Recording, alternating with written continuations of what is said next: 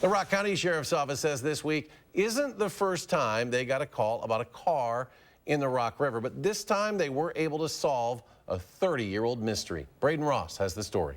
When Stephen Ponio goes fishing here on Rock River in Janesville, he typically pulls up something around 2-3 feet.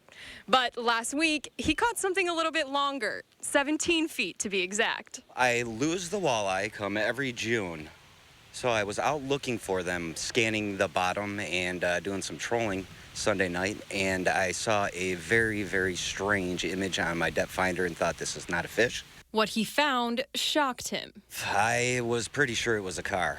Ponio reported his find to the Rock County Sheriff the next morning, and a few days later, they were reeling it in. It ended up being about 450 feet. We had to tow it underwater across the river. There was crawfish living in there, there's catfish living in there, you name it, it was in there. But finding the car was just the start. We started to try to investigate where the vehicle came from, and that's by looking at the license plate and the vehicle identification number. It was reported stolen to the Rock County Sheriff's Office on August 13th of 1993, so 30 years ago.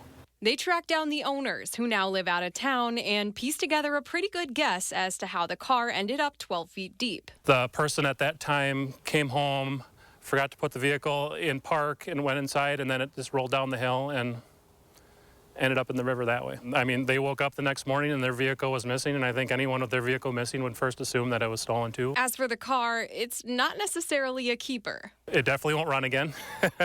And as for Ponio, he's happy to stick to 3-footers. I'm just always glad to do the right thing, keep the river clean. For News 3 Now, I'm Braden Ross.